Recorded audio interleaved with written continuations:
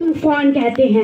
जो ये दीवार का सुराख है साहब, जो ये दीवार का सुराख है, चाइना, अमेरिका, पाकिस्तान साजिशों का एक हिस्सा है, मगर हम इसे अपने घर का रोशनदान कहते हैं, रोशनदान कहते हैं।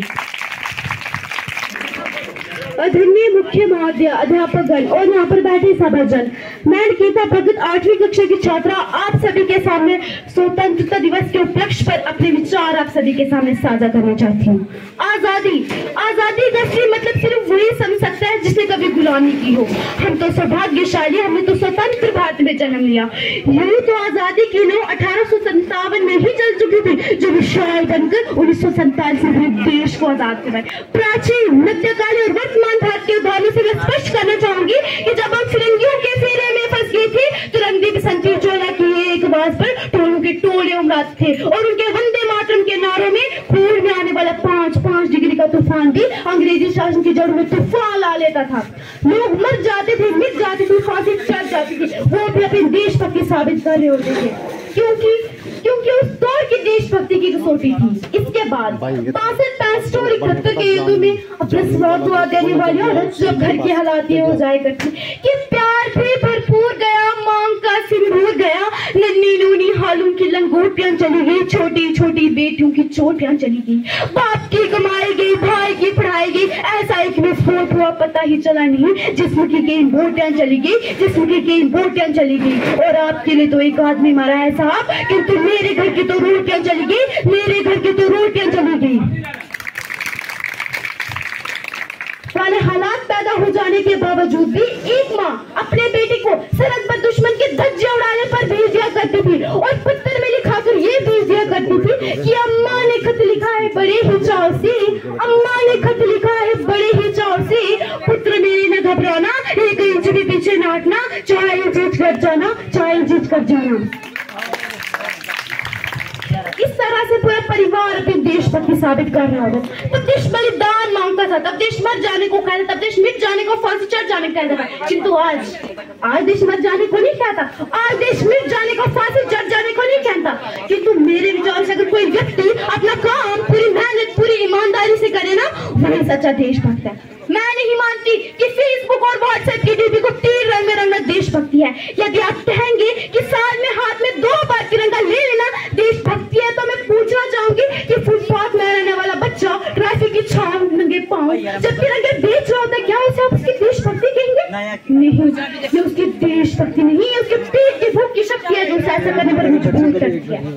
क्योंकि न मस्ती को जानते हैं, न शिवालों को जानते हैं, न मस्ती को जानते हैं, न शिवालों को जानते, जो पेट के भूखे होते हैं ना, उससे भोजन के निवालों को जानते, भोजन के निवालों को जानते हैं।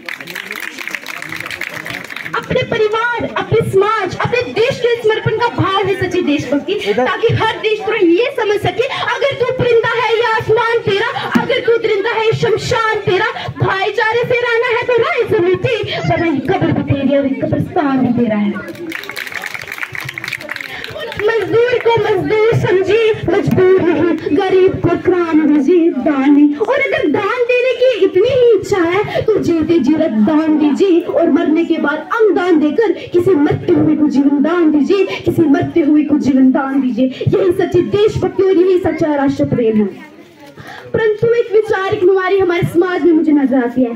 कहा जाता है दुनिया के सबसे बड़े लोकतंत्र है, जहाँ हिंदू पैदा होते, मुसलमान, सिख, ईसाई पैदा होते, पर बदकिस्मती है अब इंसान पैदा नहीं होते। मेरे विचारों से ना हिंदू की जरूरत है ना मुसलमान की जरूरत है, राष्ट्र निर्माण के लिए केवल एक अच्छे इंसान की जरूरत है, केवल एक अच्छे इंसान की जरूरत है। हमारा राष्ट्र निर्माण तब तक संभव नहीं होगा जब तक एक नागरिक नैतिक रूप से सीन, चारित्रिक रूप से भ्रष्ट, मानसिक रूप से दिवालिया, धार्मिक रूप से अंधा, राजनैतिक रूप से गंदा, सुस्त कमाने मूल्यों के आंकड़ों में जिन्न शिन्न पंद में खंडवाद को खंड खंड करेगा, तब तक हमारा राष्ट्र निर्माण संभव नहीं होगा। बड़ी बड़ी बातें नहीं, छोटी छोटी कोशिशें करनी पड़ती। ठोकर हमें पहाड़ों से नहीं पत्थरों से लगा करती है। I being Indian, I being student, और मैं सल्यूट करना चाहूंगी सारे पर खड़े हर उस नौजवान को, इस देश के पूरे प्रशासन किसान को, जो अपना काम पूरी मेहनत, पूरी ईमानदारी और पूरी लगन से करते हैं, जिनके बिना राष्ट्र निर्माण की कल्पना करना भी असंभव सा लगता है। इस मंच पे पूरी जिम्मेदारी से भारत की बेटी ये कहना चाहूंगी कि हमारा राष्ट्र निर्माण तब तक संभव नहीं होगा जब तक मैं, आप, हम सब मिलकर प्रयास करेंगे। हमारे देश की जिम्मेदारी नहीं हमें आगे ले जाने की, हमारी जिम्मेदारी अपने देश को आगे, अपने वतन, अपने राष्ट्र को आगे ले जाने की। अंत में बस मैं इतना ही कहना चाहूंगी, मेरा देश महान था, महान है, महान रहेगा। मेरा देश महान था, महान है, महान रहेगा। होगा हौसला सबों के दिलों में बुलंद, एक दिन पाकिस्तान भी जय हिंद कहेगा। पाकिस्तान ही क्यों, सारा जहां जय हिंद कहेगा, क्योंकि सारे जहां से अच्छा हिंदुस्तान हमारा, सारे जहां से अच्छा हिंदुस्तान हमारा। हम बुलबुले हैं इसके, ये गुलसिता हमारा, ये गुलसिता हमारा। जय हिंद, वंदे मातरम। धन्यवाद। 15 अगस्त 1947 के दिन जब नीले आसमान में तिरंगे ने अपने रंगों से छान बिखेरी थी, तब वर्षों की गुलामी की बेड़ियों के टूटने की, जंजीरें की टूटने की आवाज पूरी दुनिया ने सुनी थी। पर ये इतना आसान नहीं था जिस खुली हवा में हम और आप सभी सांस ले रहे हैं। वो उन वीरों की दी हुई आजादी है जिन्होंने अपने प्राण इस धरती की रक्षा के लिए दिए थे। अब जब आंखें खुले तो धरती हिंदुस्तान की हो, जब आंखें बंद हो तो हिंदुस्तान हो। हम मर भी जाएं तो कोई गम नहीं, हम मर भी जाएं तो कोई गम नहीं, मरते वक्त मिट्टी हिंदुस्तान के हो। जय हिंद, जय भारत। इतनी सी आजादी के लिए वो 23 साल का सरदार जो रंग दे बसंती करके फांसी को चढ़ गया। और क्या सिर्फ 1.5 गज के कपड़े के लिए नेताजी ने हिटलर को आंखें दिखाई थी? और क्या सिर्फ बापू ने नोट पे छपने के लिए सीने पे गोली खाई थी? आजादी वो नहीं जो पैरों के छालों को देखे, आजादी वो नहीं जो टूटी हुई चप्पल डिजाइनर जूतों के साथ चलने से है, आजादी वो नहीं जो झुके हुए सिर को मुकद्दर में बदल जाए, और आजादी वो नहीं जो झुके हुए सिर को भी मुकद्दर में बदल जाए और झोंपड़ों के दिले से हवेलियों का डर निकल जाए। आजादी वो नहीं जब अमन का गीत गाते हुए गले से लहू ना आए और अमरूदों के मौसम में बारूदों की बू ना आए।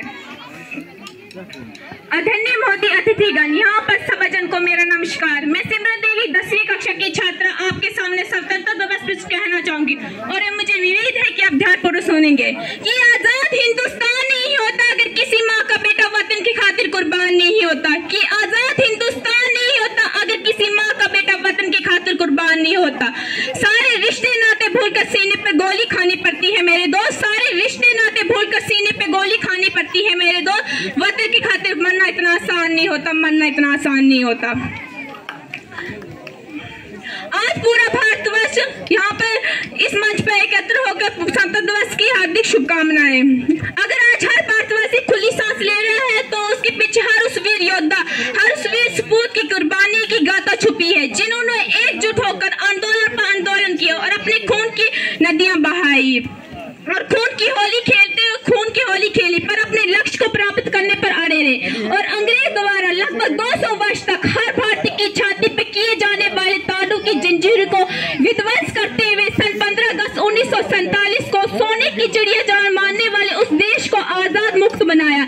इनके त्याग देशभक्ति के जज्बे को किसी ने खूबी लिखा, जिन्हें मैं कुछ पंक्तियों द्वारा आपके आगे प्रस्तुत करने जाऊंगी।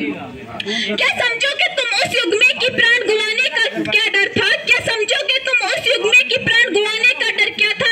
क्या देखा तुमने वो रातों रात पूरे गांव का जल जाना? क्या देखा तुमने रातों रात पूरे गांव का जल जाना?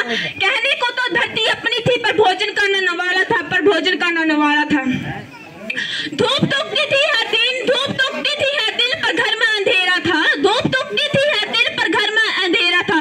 बैसाखी का पर्व मनाने घर घर निकले थे जो दीपक लौट न पाए अपने घर को, जो देश बचाने निकले थे, जो देश बचाने निकले थे।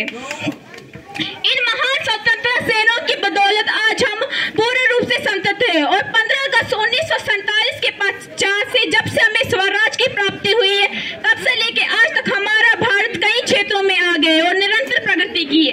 ये प्रगति यूं ही चलती जाए और वीर सपूतों की कुर्बानी व्यर्थ न जाए, इसके लिए हमारे भारतीय, खासकर हमारी युवा पीढ़ी जो हमारा उज्जवल भविष्य है, उन्हें जागरूकता की आवश्यकता है। सीने में जुनून और आंखों में देशभक्ति की चमक रखती हूँ, सीने में जुनून और आंखों में देशभक्ति की चमक रखती हूँ। दुश्मन की जान निकल जाए आवाज में इतना दम रखती हूँ, आवाज में इतना दम रखती हूँ।